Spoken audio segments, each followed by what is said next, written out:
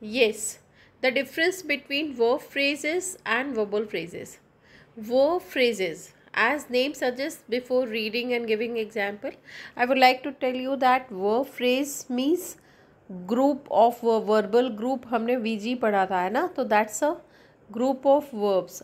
Whatever main verb, along with main verb, there are some helping verbs. That group is called verbal phrase, right?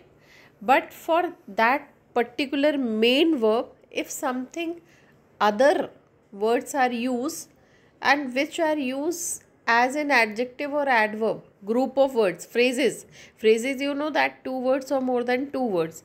So if there are after verb, there are some group of words which are used for that particular verb or main verb, and which are, because a definition of adjective is the word or the group of words which qualify the verb is called adverb, and the word which qualifies the noun, noun is the name of person, place, animal, thing, feeling, so which qualifies the noun is called adjective, noun or pronoun, adjective. So group of word which is used for that particular noun will be adjective, and group of word which is used for particular verb is called adverb. So these here in this group of words, verbs are used, but these are used and these act as an adjective or adverb, are called verbal phrases, not verb phrase, verbal phrases. So I'm just reading, then it would be more clear to you. When verb phrases functions as anything other than verb, they are verbal phrases. What?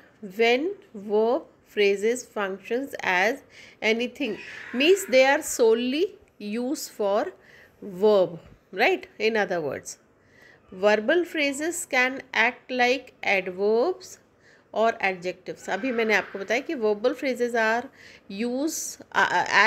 verbal phrases act as adverb or adjective. The phrase would include verbal, right? Participle, gerund or infinitive. First, let me tell you what is participle. Participle is that is, for example, go, went, gone. So gone is participle, right? So जितने भी participle words है means अभी आप मोटे broadly you can understand third form of verb, or gerund means reading. Actually, what's the gerund? Gerund means when the main first form of main verb plus ing is used as an adjective or as a noun or as a what we can say that object are called gerund. I'm just giving you example, then we will move. Gerund का example, smoking is a bad habit. तो smoking करना, ing means smoking करना, but ing generally ing words are use before ing. I am teaching you, so um, you will be taken class, right? You will be taking class, so that's a will be. So that's a ing form generally used with helping verb. But if it is not used with helping verb, directly used, reading is a good habit. So that's a reading is noun. Actually we are talking about the word which we are describe, that is called a noun. So here reading ing but not is ing, directly ing form is used as a noun or adjective or adverb. It's called gerund. gerund जो ing form है, ऐसे words जो आई के साथ use होता है लेकिन उसमें is am are was verb पहले नहीं होता, उसको कहते हैं example I told you smoking is a bad habit. तो स्मोकिंग यहाँ पर क्या हो गया, ये हो गया एडवर्ब, क्योंकि स्मोकिंग करना. Reading is a good habit, right? तो as in subject. I like reading बाद में कह रहे हो लाइक के बाद, तो वही सेम इट बिकम्स ऑब्जेक्ट। ऐसे जो वर्ड्स हैं उनको जीरेंट कहते हैं। और उन्हीं का और इन्फिनेटिव क्यों लिखा है? क्योंकि आपने कहा to read is a good habit, however it's a wrong. अभी एक वीडियो बनाया है, देखती हूँ, भेजती हूँ वो, तो टू रीड नहीं बोलते, reading is a good habit ऐसे बोलते हैं, है ना। तो अभी मैं बताऊँगी कैसे करना है उसको। फिर एनी मॉडिफायर। अब मॉडिफायर्स क्या है ये बहुत अच्छे से समझ लो, ये वर्ड आपको इंटरेस्ट है इसलिए इतना डिटेल में बता रही हूँ। मॉडिफायर्स क्या है? देखो, मॉडिफायर्स जो है ना, वो any word which modifies the any word which modifies the sentence, right. कोई भी डिटर्मिनर या कुछ भी मॉडिफायर्स में कुछ भी हो सकता है। Modifiers are the words, phrases or clauses that affect or and often enhance the meaning of the sentence. Modifier generally mean sentence का meaning को improve कर देते हैं, are called modifiers, right?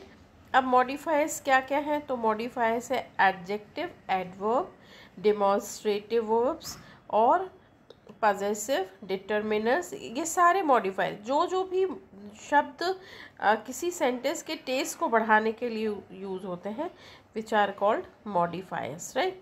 तो ये मैं ज़्यादा डिटेल में नहीं बताऊंगी, आप मॉडिफायर समझ लीजिए कि जो मॉडिफाई करते हैं, जो सेंटेंस में कुछ परिवर्तन लाते हैं, उनको मॉडिफायर्स कहते हैं। कॉम्प्लीमेंट्स और ऑब्जेक्ट्स, है ना। Complements means extra word. I have given my exam yesterday, तो ये येस्टरडे यहाँ कॉम्प्लीमेंट हो गया। ऐसे वाले एग्जाम्पल हैं। अब पहले वर्ब फ्रेज को और वर्बल फ्रेज को अच्छे से पढ़ो, समझ लो। वर्ब फ्रेज क्या है? The man was texting on his phone. तो man was texting on his phone, तो वॉज लगाया ना, तो text is the main verb and was is the helping verb. So was texting is the example of verb phrase, है ना। अब मैं directly आपको बताती हूँ वर्बल फ्रेज का कोई example. Here, as the cat watched, है ना, as the cat watched, but sentence is not complete, this a phrase. The two puppies fought over the bone, right. So two puppies fought over the bone, उनकी लड़ाई हो रही थी, पर किसके देखने से? Cat watched, right. तो verbal phrase as cat watch function as adverb. ये याद रखिए, एडवर्ब। वाई? बिकॉज फाइटिंग जो है ना, fought is the verb and that cat watching, the watching of cat is used for fighting, for fought, and that is why this is this phrase is known as adverbial phrase। क्यों? क्योंकि ये किसके लिए? ये पूरा as the cat watched, ये पूरा sentence जो है वो किसके लिए यूज़ हो रहा है? फाइटिंग के लिए। तब उनकी लड़ाई हुई, क्योंकि कैट अगर नहीं देखती तो पपीज़ लड़ते नहीं, है ना। तो as the cat watched the two puppies fought over the bone, है ना, तो उनकी लड़ाई होने लगी। तो ये याद रखिए कि इसको द वर्ड और group of words which is use for verb, fight है ना, या फॉट हो गया उसका second form, so use that is called adverb. तो ये वर्बल फ्रेज है। इसमें है तो वॉच जो है वो वर्ब है, लेकिन ये जो वर्ब है that is not use for completely used for verb, that is speaking something like extra, and that is called adverb, right। अभी और क्लियर हो जाएगा। देखो, the small dog can learn new things, right। verbal phrase can learn functions as the action। अब the small dog can learn क्या हो गया? helping verb can और learn main verb, new things। what he's saying that verbal phrase can learn functions as the action। so can or learn, two verbs are there, and that is why this is called verb phrase, not verbal phrase। उसमें कुछ extra नहीं हो रहा। पर verbal phrase का ये example देखो, the dog, small dog watch reluctant to learn new things. अब आप बताओ, आप सोचो 2 मिनट के लिए, to learn new things. Why this group of word is being used here? Because the small dog does not take any interest for learning something, right? So the small dog was unwilling. Reluctant means unwilling. Was unwilling or reluctant to learn. क्यों reluctant है? पूरा sentence reluctant के बारे में बता रहा है. To learn new things. तो in this sentence verbal phrase and verb phrase both are there. How? Verbal phrase to learn new things. क्यों? क्योंकि ये जो पूरा टू लर्न न्यू थिंग किसके लिए यूज़ हो रहा है? स्मॉल डॉग के लिए, क्योंकि वो रिलक्टेंट है. Was reluctant is the verbal phrase. Was है helping verb and reluctant main verb, and this is called verb phrase. और वर्बल फ्रेज यहाँ पर क्या आ गया? पूरा टू लर्न. लर्न भी हेल्पिंग, लर्न भी मेन वर्ब है, पर to learn new thing. This group of word, इतने पूरे 4-5 words are use for reluctance. तो that is why it is act as adverb, right? तो ये है. Finally, another example, finally we can buy a new house. तो can buy ये क्या हो गया? वो phrase है ना. and that is can functions as an action. इसमें आगे वो अ न्यू हाउस जो है वो कुछ भी नहीं है, क्योंकि उसमें कोई वर्ब यूज़ नहीं हो रहा अ न्यू हाउस में, and that is why it's not verbal phrase. हाँ, वो अगर एक और कुछ इसमें सेंटेंस होता, इसमें वर्ब होता, और वो पूरा ग्रुप ऑफ वर्ड्स किसी के लिए काम करता, तो हम उसको वर्बल फ्रेज कहते. देखो आगे और देखो. Finally we can afford to buy a new house. इसमें कैन अफोर्ड जो है वो क्या है? ऑफ कोर्स वर्बल फ्रेज है. Sorry, to buy a new house. तो इसमें to buy a new house ये वर्बल फ्रेज है और एडवर्ब की तरह काम कर रहा है, एक्ट एज एन एडवर्ब. लेकिन कैन अफोर्ड जो है ये वर्ब फ्रेज है. तो इसमें can afford is verb phrase and to buy a new house that is called adverbial phrase or verbal phrase, right? Then she was walking verb phrase है. on the ice, right? so she was walking. अब on the ice इसमें कुछ भी नहीं, मतलब अभी for a while it's nothing. why? because on the ice there is no verb is used, that's why it's not phrasal verb, right?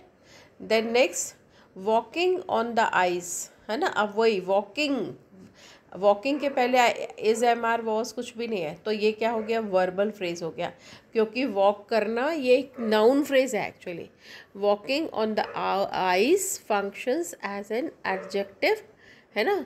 तो ये एक एडजेक्टिव की, तब बिकॉज इट क्वालिफाइज, ये नाउन को क्वालिफाई कर रहा है. वॉकिंग ऑन द आइस तो ऑफकोर्स नाउन है, पर उसको क्वालिफाई क्या कर रहा है? वॉकिंग. अब आपको हो सकता है अभी थोड़ा सा टफ लग रहा हो, लेकिन आप तो broadly you just understand the difference between verbal phrase और वर्ब फ्रेज. तो verb phrase is group of verbs, और उसमें एक मेन वर्ब होगा, उसके पहले हैज़ बीन, लर्नड, इस तरह के कोई सेंटेंसेस होते हैं ना, तो वो क्या हो जाएगा? वो हो जाएगा वर्बल फ्रेज. उसको बोलते हैं वर्बल फ्रेज, जिसमें बहुत सारी वर्ब, वो हेल्पिंग वर्ब होंगे और फिर मेन वर्ब होगा. लेकिन अगर is am are was were will shall कुछ भी नहीं लग रहा और डायरेक्ट वॉकिंग, ईटिंग, इस तरह के सेंटेंसेस आते हैं, तो ये क्या हो जाता है? इसको वर्बल फ्रेज कहते हैं. लेकिन इसके अलावा भी कुछ ग्रुप ऑफ वर्ड्स हैं जो एडवर्ब या एडजेक्टिव की तरह मेनली काम करते हैं, उनको भी that is called verbal phrase. ये है. ठीक है, मुझे लगता है थोड़ा बहुत समझ में आया होगा आपको.